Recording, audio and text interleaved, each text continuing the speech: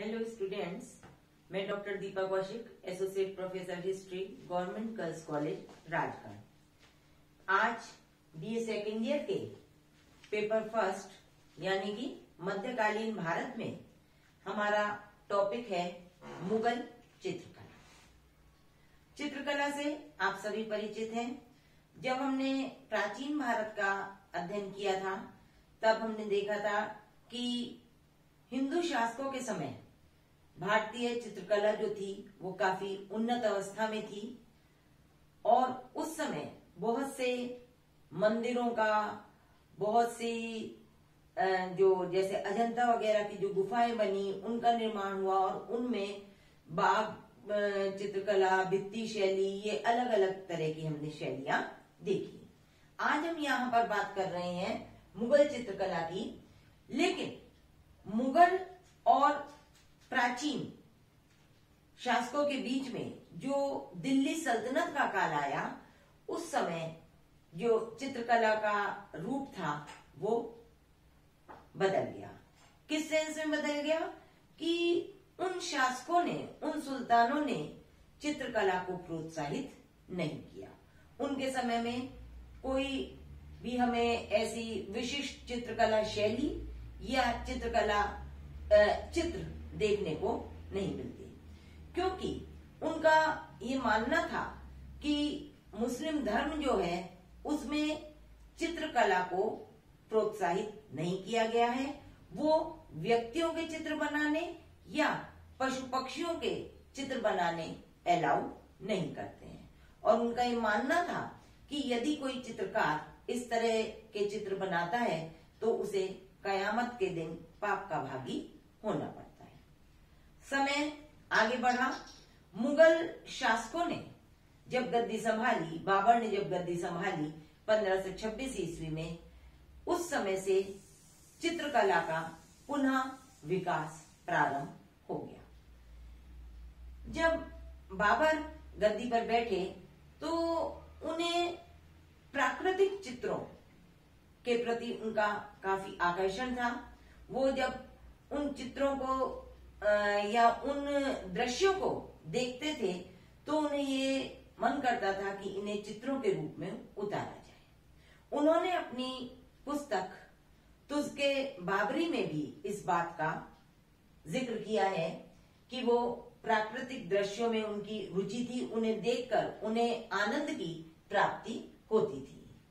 बाबर ने फारसी चित्रकार बेहजाद की काफी प्रशंसा अपनी पुस्तक में की है, लेकिन क्योंकि बाबर का समय बहुत अल्पकालिक था, केवल वो 4 वर्ष ही गद्दी पर रहे, तत्पश्चात हुमायूं गद्दी पर बैठे और वो जब वो फारस में रह रहे थे और उसके पश्चात भी जब वो काबुल गए तो उनकी मुलाकात ईरानी चित्रकार मीर सैयद अली और ख्वाजा अब्दुल समद के साथ हुई और उन्हें उनके चित्र इतने पसंद आए कि वो जब भारत लौटे तो उन्हें अपने साथ ले आए और उन्होंने मीर सैयद अली को दास्ताने अमीर हमजा के चित्र बनाने के लिए भी कहा। तो बाबर और हुमायूं के समय में जो चित्रकला का विकास हो रहा था वो ईरानी चित्रकला शैली की उसमें प्रधानता थी। तत्पश्चात अकबर गद्दी पर बैठे। अकबर का शासन काफी लंबा भी रहा और साथ ही साथ इनका जो दृष्टिकोण था वो अपने पूर्वजों से, अपने पिता से भिन्न था। इन्होंने चित्रकला के क्षेत्र में और कुछ नए कार्य किए। उन्होंने अब्दुल समद के नेतृत्व में, जो कि हुमायूं के समय में भारत आए थे, उनके नेतृत्व में एक चित्रकला विभाग खोला और उसमें विभिन्न प्रकार के चित्रकारों और चित्रकला को प्रोत्साहित, संरक्षण और चित्रकारों को नई नई चीजों को सीखने का मौका उन्होंने प्रदान किया। तो उनके प्रोत्साहन से न केवल ईरानी या मुस्लिम चित्रकार, बल्कि बहुत से छोटे और बहुत से उच्च कोटि के भारतीय चित्रकार भी सामने आए, जिन्होंने अपनी चित्रकला के माध्यम से अकबर को प्रभावित किया। अब यहाँ पर हमने देखा है कि अकारिजा और फरूक बेग जो थे वो उनके समय के विदेशी चित्रकार थे, लेकिन उनके समय में भारतीय चित्रकारों की भी एक काफी लंबी सूची है। उनमें दशवंत, बसावन, ताराचंद, केशव, मुकुंद, हरिवंश, लाल और जगन्नाथ ये काफी उच्च कोटि के चित्रकार थे। बहुत से चित्रकार जो थे वो निम्न कोटि के भी थे, लेकिन उनके चित्र भी काफी अच्छे और उत्कृष्ट कोटि के हुआ करते थे। भारतीय चित्रकारों में दशवंत जो थे उनका नाम हिंदू चित्रकारों में विशेष रूप से उल्लेखनीय है, और अब्दुस समद जो थे उनके जो चित्र हुआ करते थे, उनकी जो शैली हुआ करती थी उनके चित्रों की, उसमें हमें ये देखने को मिलता है कि वो कोमलता और सुंदरता लिए हुए उनके चित्र हुआ करते थे। साथ ही साथ उन्होंने अकबर ने एक चित्रशाला का भी निर्माण कराया, जिसमें कि बहुत से चित्रकार और विदेश, न केवल भारतीय वरन विदेशों से आने वाले चित्रकार भी रहा करते थे, और उनमें कुछ ऐसे दुर्लभ चित्र रखे गए थे कि जिन्हें देखकर जो भारतीय चित्रकार हैं वो लोग उन चित्रों के आधार पर अपने चित्रकला शैली को और अधिक विकसित करें।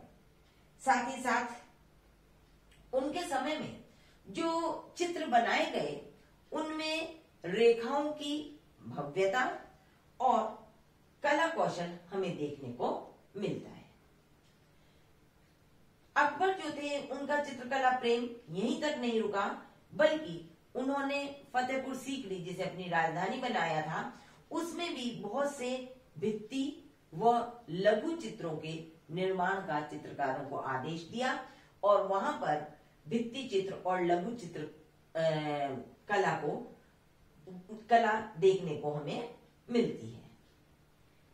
अभी तक जो बाबर और हुमायूं के समय में थी या अकबर के प्रारंभिक समय में जो चित्रकला थी उसमें ईरानी शैली की प्रधानता थी, लेकिन अकबर द्वारा या अकबर के चित्रकारों द्वारा अब जिस चित्रकला शैली का विकास हो रहा था उसमें ईरानी और हिंदू दोनों चित्रकला शैली का सामंजस्य हो गया, और इस समय जो एक नवीन शैली उभर कर आई उसे हम राष्ट्रीय चित्रकला शैली के नाम से जान सकते हैं।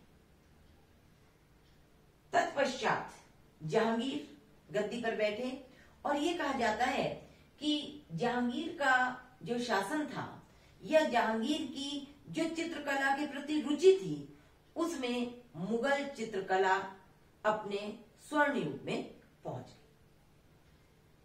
जहांगीर ने अपनी जो आत्मकथा लिखी है तुझके जहांगीरी, उसमें उन्होंने लिखा है कि उनका चित्रकला के प्रति प्रेम, उसके प्रति रुझान और उनकी जो चित्रों को परखने की क्षमता थी वो इतनी अधिक थी कि यदि एक चित्र को कई चित्रकारों ने मिलकर बनाया है तो वो उस चित्र को देखकर ये बता सकते थे कि इस चित्र में मुख्य जो आकृति है वो किसके द्वारा बनाई गई है। मान लीजिए व्यक्तिक आकृति है, किसी का चेहरा बनाया गया है तो उसमें किसके द्वारा मुख बनाया गया है, किस चित्रकार द्वारा आंख बनाई गई है, और इवन की किस चित्रकार द्वारा उस आंख की भौं को बनाया गया है।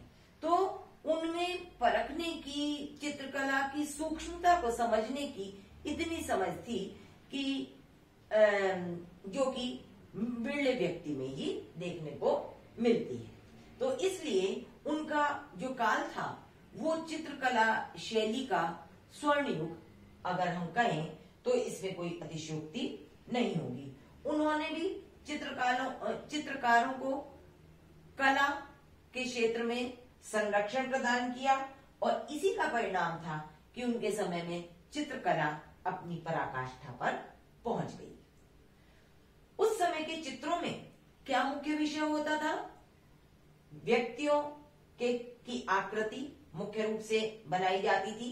इसके अतिरिक्त पशु पक्षियों और प्राकृतिक दृश्य जो थे वो उनकी चित्रकला शैली का मुख्य विषय होता था। पशु पक्षी हो, वृक्ष हो, पुष्प हो, ये जो उनके चित्रकारों के मुख्य विषय थे। और इनके अतिरिक्त शिकार, दरबार, विवाह, अभिषेक, जन्म, इन चित्रों को भी चित्रकार जो थे वो अपने चित्रों में अंकित करते थे। और हाँ, अकबर के समय में एक विशिष्ट बात ये भी थी कि उन्होंने अपने चित्रकारों को ये आदेश दिया कि जितनी भी धार्मिक पुस्तकें हैं, चाहे वो हिंदू धर्म ग्रंथ हैं और चाहे जैसे कि रज़्मनामा, तैमूरनामा, रामायण, इनके में भी जो चित्रकार हैं वो उन पुस्तकों को सुंदर लिपि में लिखें और फिर उसमें स्थान स्थान पर चित्रों को अंकित करें। और इसी प्रकार जहांगीर के समय में हमें प्राकृतिक और दरबारी चित्र जो है वो विभिन्न पुस्तकों में भी और विभिन्न चित्रों में भी देखने को मिलते हैं।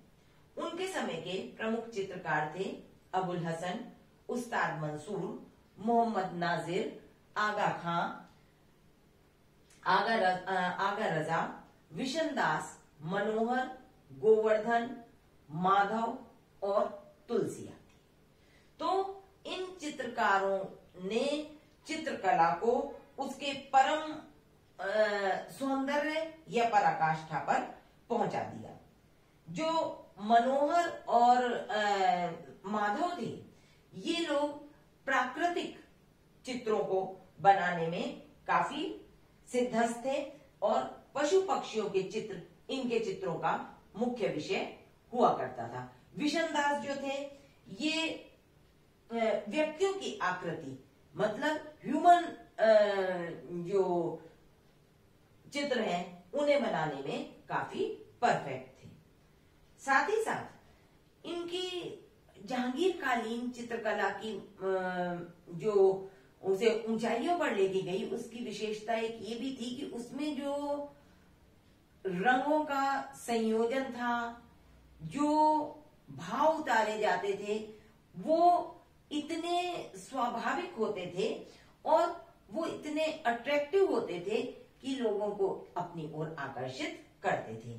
उनके चित्रों में मुख्यतः हमें सुनहरा, रुपहला, लाल, नीला, हरा इन रंगों की प्रधानता देखने को मिलती है। तो इस तरह उनके समय में चित्रकला जो थी वो अपने सौंदर्य की, अपने जो उसकी जिस भाव को लेकर वो चित्र बनाया करते थे, उन चित्रों को देखने मात्र से ही व्यक्ति को ये एहसास हो जाता था कि चित्रकार जो था वो किस चीज को अपने चित्रों के माध्यम से प्रदर्शित करना चाहता था। साथ ही साथ न केवल बहुत बड़े स्तर पर कि केवल हम ये कहें कि दरबारी स्तर पर या प्राकृतिक ये जो चित्र बनाए गए, बल्कि उनके समय में कुछ इस तरह के छोटे छोटे चित्र भी बनाए गए और उन चित्रों के जो हाशिए होते थे उसमें फूल, पत्ती, तितली इन चीजों को मुख्य आकर्षण के रूप में बनाया जाता था। जहांगीर की चित्रकला के प्रति रुचि इतनी अधिक थी कि जब उसके दरबार में विदेशी चित्रकार जैसे टॉमस रो वगैरह आए तो वो लोग उपहार स्वरूप यदि कोई चित्र लाया करते थे तो वो अपने चित्रकारों को आदेश देता था कि उन चित्रों को देखकर वो लोग चित्र बनाए। और ये कहा जाता है कि एक बार चित्रकार ने टॉमस रो द्वारा उपहार में दिए गए चित्र को देखकर जो चित्र बनाया, तो वो बिल्कुल हूबहू बिल्कुल वैसा ही चित्र बनाया गया जिसे देखकर टॉमस रो को वास्तविक और जो उसके द्वारा भारतीय चित्रकार द्वारा जो चित्र बनाया गया था उसमें अंतर करना भी मुश्किल हो गया।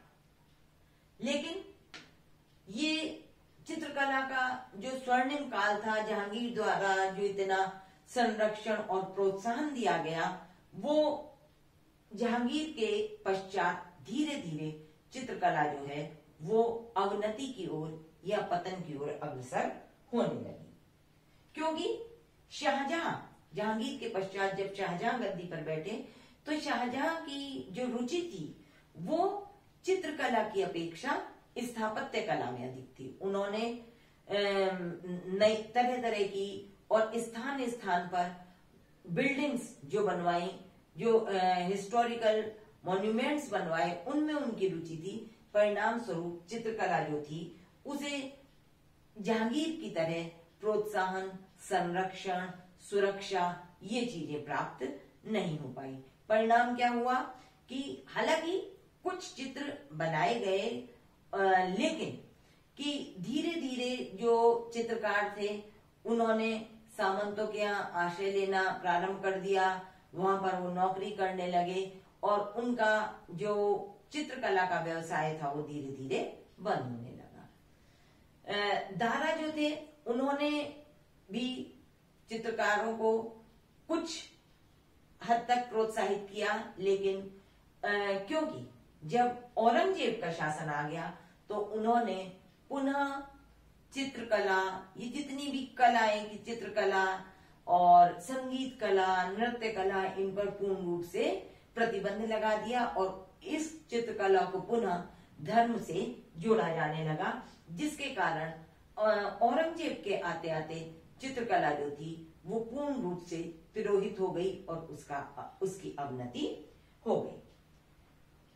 परिणाम ये हुआ कि जो चित्रकार थे वो स्थानीय जो शासक थे, जैसे लखनऊ के, हैदराबाद के, राजपूताना के, उनके यहाँ उन्होंने आश्रय लिया और उन चित्रकला जो कलाकार थे उन्हें इन शासकों ने प्रोत्साहित भी किया। और जिसका परिणाम कि ये जो मुगल चित्रकला शैली जो कि जहांगीर के समय तक काफी उन्नत अवस्था में रही, वो रूप परिवर्तन के साथ उसमें भारतीय चित्रकला शैली का और बहुत अधिक मिश्रण होकर उन्होंने राजपूताना व कांगड़ा चित्रकला शैली को प्रोत्साहित किया। तो इस प्रकार ये हमारा था मुगल चित्रकला का लेक्चर।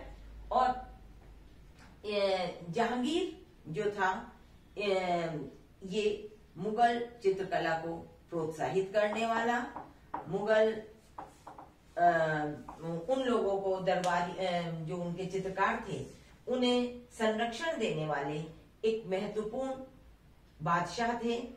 तत्पश्चात धीरे धीरे चित्रकला शैली अवनति की ओर अग्रसर। Thank you.